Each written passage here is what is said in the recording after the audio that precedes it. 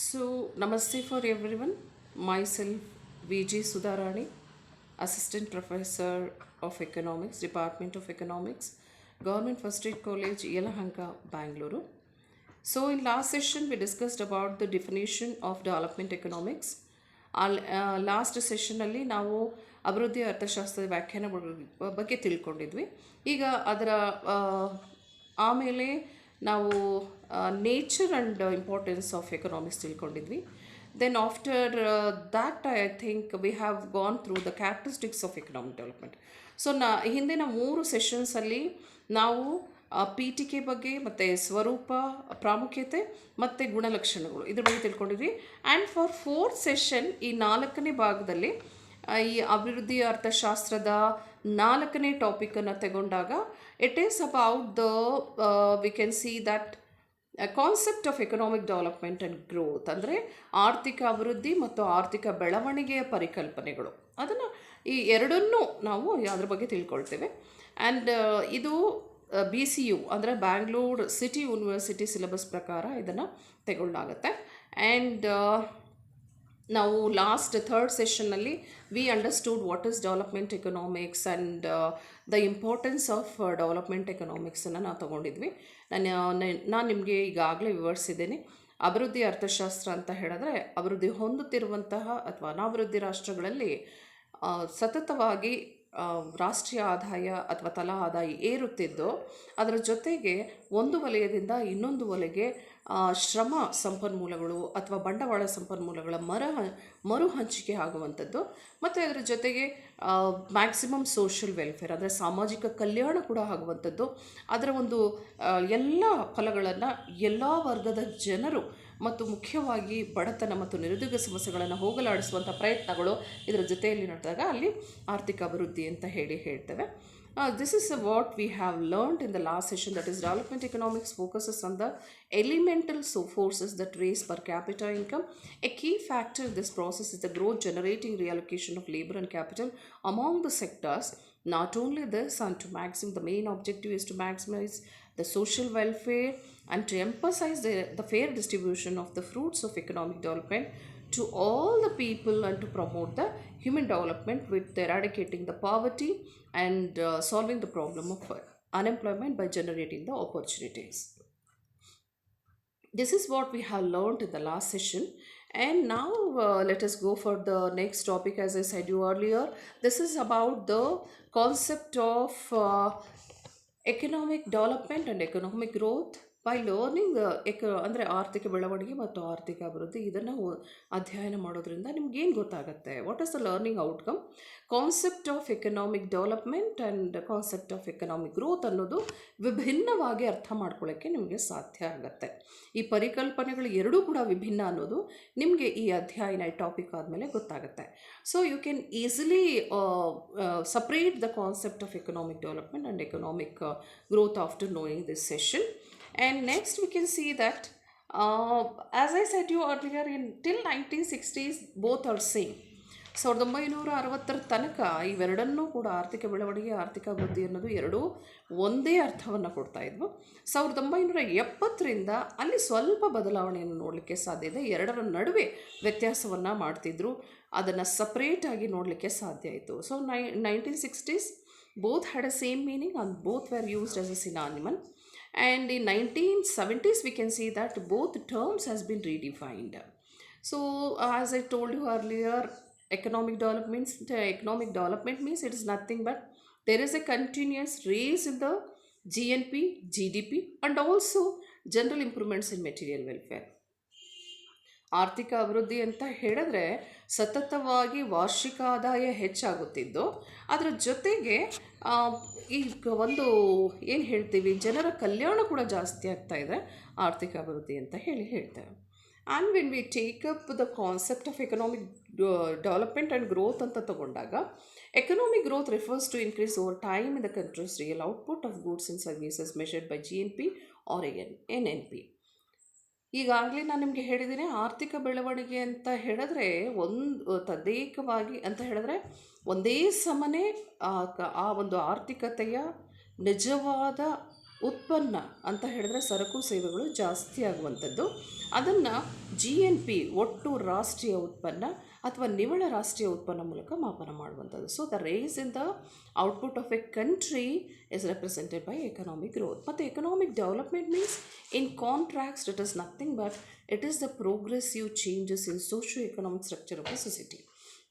ಅಂದರೆ ಆರ್ಥಿಕ ಅಭಿವೃದ್ಧಿ ಅಂತ ಹೇಳಿದ್ರೆ ಅಲ್ಲಿ ಕೆಲವು ಬದಲಾವಣೆಗಳು, ಪ್ರಗತಿಪರ ಬದಲಾವಣೆಗಳು, ಯಾವ ರೀತಿ ಸಾಮಾಜಿಕವಾಗಿ ಮತ್ತು ಜನರ ಒಂದು ಆರ್ಥಿಕ ಮತ್ತು ಆರ್ಥಿಕ ರಚನೆ ಕೂಡ ಬದಲಾಗುವಂಥದ್ದನ್ನು ನಾವು ನೋಡ್ತೇವೆ.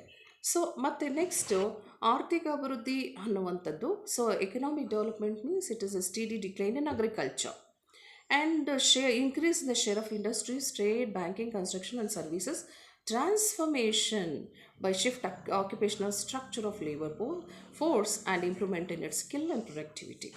ಆರ್ಥಿಕ ಅಭಿವೃದ್ಧಿ ಅಂತ ಹೇಳಿದ್ರೆ ಅಲ್ಲಿ ಕೃಷಿಯಿಂದ ಬಂದಂತಹ ರಾಷ್ಟ್ರೀಯ ಆದಾಯ ಕಡಿಮೆ ಆಗಿದ್ದು ಆದರೆ ಕೈಗಾರಿಕೆಯಿಂದ ಬರ್ತಕ್ಕಂತಹ ರಾಷ್ಟ್ರೀಯ ಆದಾಯ ಒಂದು ಕೊಡುಗೆ ಜಾಸ್ತಿಯಾಗಿ ಅದರ ಜೊತೆಗೆ ಸೇವಾ ವಲಯಗಳು ಕೂಡ ಜಾಸ್ತಿ ಆಗುವಂಥದ್ದು, ಸೇವಾ ವಲಯದಲ್ಲಿ ತೊಡಗಿಸಿಕೊಳ್ಳುವಂತಹ ಕಾರ್ಮಿಕ ವರ್ಗ ಅಥವಾ ಶ್ರಮದ ಪಾಲು ಹೆಚ್ಚಾಗುವಂಥದ್ದು, ಜೊತೆಗೆ ಆರ್ಥಿಕ ರಚನೆ ಕೂಡ ಬದಲಾವಣೆಗೊಳ್ಳುವಂಥದ್ದು, ಮತ್ತು ಆ ಒಂದು ಶ್ರಮದ ಒಂದು ಕೌಶಲ್ಯ ಮತ್ತು ಉತ್ಪಾದನೆಯ ಮಟ್ಟ ಹೆಚ್ಚಾಗುವಂಥದ್ದನ್ನು ನಾವು ಆರ್ಥಿಕ ಅಭಿವೃದ್ಧಿ ಅಂತ ಹೇಳ್ತೇವೆ. So we can see that economic development means it is nothing but transformation from agriculture to industry, contribution to national production or national income. With that we can also see that there is a shift in occupational share of the labor involved in agriculture to industry and tertiary sector, and also we can see that there is improvement in skill and productivity of labor force. This is what we call economic development. And next we can see that when we take this is the concept of economic development, and we can easily put into the words of let us go to the definition given by Charles P. Kindleberger. Charles P. Kindleberger prakara rightly asserts that various economic growth merely refers to a rise in output. Economic development implies changes in technological and institutional organization of production as well as distribution pattern of income. ಅಂದರೆ ಆರ್ಥಿಕ ಬೆಳವಣಿಗೆ ಅಂತ ಹೇಳಿದ್ರೆ ರಾಷ್ಟ್ರೀಯ ಆದಾಯದಲ್ಲಿ, ರಾಷ್ಟ್ರೀಯ ಉತ್ಪನ್ನದಲ್ಲಿ ಹೆಚ್ಚಾಗುವುದು, ಬೆಳವಣಿಗೆ ಆಗುವುದನ್ನು ಮಾತ್ರವೇ ನಾವು ಆರ್ಥಿಕ ಬೆಳವಣಿಗೆ ಅಂತ ಹೇಳ್ತೇವೆ. ಆದರೆ ನಿಜವಾದ ಅರ್ಥದಲ್ಲಿ ನಮಗೆ ಬೇಕಾಗಿರುವುದು ಆರ್ಥಿಕ ಅಭಿವೃದ್ಧಿ ಅಂತ ಹೇಳಿದ್ರೆ ಒಂದು ಅರ್ಥವ್ಯವಸ್ಥೆಯಲ್ಲಿ ಆಗಬೇಕಾದಂತಹ ತಾಂತ್ರಿಕ ಬದಲಾವಣೆಗಳು ಮತ್ತು ಸಾಂಸ್ಥಿಕ ಬದಲಾವಣೆಗಳು, ಅದು ಉತ್ಪನ್ನದಲ್ಲಿ ಆಗಿರಬಹುದು ಅಥವಾ ಕ್ಷೇತ್ರದಲ್ಲಿ ಆಗಿರಬಹುದು ಅಥವಾ ಜನರ ಒಂದು ಕೌಶಲ್ಯದಲ್ಲಿ ಆಗಿರಬಹುದು, ಮತ್ತು ಆ ಒಂದು ರಾಷ್ಟ್ರೀಯ ಆದಾಯಕ್ಕೆ ಕೊಡುಗೆ ನೀಡುವಂತಹ ರೀತಿಯಲ್ಲಿ ಕೂಡ ಮಾರ್ಪಾಡು ಆಗಿರಬಹುದು. ಇದೆಲ್ಲವನ್ನು ಕೂಡ ನಾವು ಆರ್ಥಿಕ ಅಭಿವೃದ್ಧಿ ಅಂತ ಹೇಳ್ತೇವೆ. So that is how V differentiate between growth and development. Growth means it is only raise in the output and income, and in development we can see that changes in technology, institutional organization and also production and distribution pattern of income. So that is what, and we can see that finally when we take compared to the objective of development, economic growth is easy to realize. ನಾವು ಇನ್ನೂ ಹೇಗೆ ವಿಭಿನ್ನವಾಗಿ ನೋಡ್ಬೋದು ಅಂತ ಹೇಳಿದ್ರೆ, ಅಭಿವೃದ್ಧಿಯ ಉದ್ದೇಶವನ್ನು ತೆಗೆದುಕೊಂಡಾಗ ಆರ್ಥಿಕ ಬೆಳವಣಿಗೆ ಬಹಳ ಸುಲಭ. ಉತ್ಪನ್ನ ಜಾಸ್ತಿ ಆದರೆ ಸಾಕು ಆರ್ಥಿಕ ಬೆಳವಣಿಗೆ ಅಂತ. ಆದರೆ ಆರ್ಥಿಕ ಅಭಿವೃದ್ಧಿ ಅನ್ನೋದೇನಿದೆ ಅದು ಭಾರಿ ವಿಸ್ತಾರವಾದದ್ದು, ಎಲ್ಲ ಕ್ಷೇತ್ರಗಳಿಗೂ ಕೂಡ ಅದು ಅನ್ವಯಿಸುವಂಥದ್ದು. ಹೇಗೆ ಅಂತ ಹೇಳಿದ್ರೆ ಆಗ್ತಕ್ಕಂತಹ ಬದಲಾವಣೆಗಳು, ಆ ಬದಲಾವಣೆಗಳು ಪೂರಕವಾಗಿರಬೇಕು, ಶ್ರಮದ ಬೆಳವಣಿಗೆ ಆಗಬೇಕು, ಉತ್ಪನ್ನವು ಕೂಡ ಜಾಸ್ತಿ ಆಗಬೇಕು, ಅದು ಹಂಚಿಕೆ ಕೂಡ ಆಗಬೇಕು, ಸರಿಯಾದ ಹಂಚಿಕೆ ಆಗಬೇಕು, ಸಾಮಾಜಿಕ ನ್ಯಾಯ ಸಿಗಬೇಕು. So this is how we understand economic development is different from economic growth in the form of changes in the composition of output as well as the shift in the allocation of productive resources so as to ensure social justice. This is how we differentiate, or we can see the meaning is separate compared to the economic development to economic growth. And when we want to summarize, now ಒಟ್ಟಾರೆ ನೋಡೋದಾದರೆ economic development implies a sustained annual increase in GNP, GDP, in general improvements in material welfare. Economic growth refers to the increase over time in a country's real output of goods and services measured by GNP, NNP. So ಆರ್ಥಿಕ ಅಭಿವೃದ್ಧಿ ಅಂತ ಹೇಳಿದ್ರೆ ಅದು ಸಾಮಾನ್ಯವಾಗಿ ಎಲ್ಲರ ಅಭಿವೃದ್ಧಿ ಆಗಿರುತ್ತೆ. ಆದರೆ ಆರ್ಥಿಕ ಬೆಳವಣಿಗೆ ಅಂತ ಹೇಳಿದ್ರೆ ಆದಾಯ ಉತ್ಪನ್ನಗಳಲ್ಲಿ ಮಾತ್ರ ಜಾಸ್ತಿ ಆಗೋದನ್ನು ನಾವು ನೋಡ್ತೀವಿ. This is how we can give the distinctive meaning of this two. And learning outcome ನಿಮ್ಗೆ ಈಗಾಗಲೇ ಗೊತ್ತಿದೆ. Concept of economic development and economic ಗ್ರೋತನ್ನು ಅರ್ಥ ಮಾಡ್ಕೊಳ್ತೀರಾ. ಮತ್ತು ನಾನಿಲ್ಲಿ ಇದನ್ನು in order to prepare this thing I have taken the reference of M.L. Jingan, Kindleberger, Agarwala, R.C., V.K. Puri and S.K. Mishra, and for Kannada H.R.K. Krishnaya Gowda.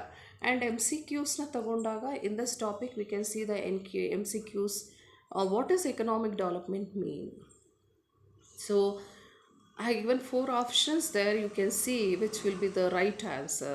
Usually we can see that economic development means it is not a general improvement in material welfare, and next progressive changes in socio-economic structure, it is true, and changes in technological and institutional organization, it is also true.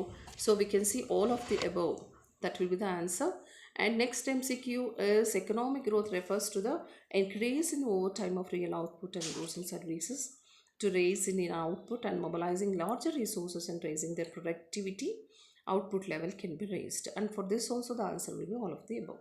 So ನಿಮಗೆ ಅಭಿವೃದ್ಧಿ, ಇದು ಆರ್ಥಿಕ ಅಭಿವೃದ್ಧಿ, ಆರ್ಥಿಕ ಬೆಳವಣಿಗೆಯ ಬಗ್ಗೆ ಸಂಪೂರ್ಣ ಜ್ಞಾನ ಬಂದಾಗ ಬಹಳ ಸೂಕ್ಷ್ಮವಾಗಿ ಇದನ್ನು ನಾವು ವಿಂಗಡಣೆ ಮಾಡೋದಕ್ಕೆ ಮತ್ತು ವ್ಯತ್ಯಾಸ ನೋಡೋಕ್ಕೆ ಸಾಧ್ಯ ಆಗುತ್ತೆ. So thank you.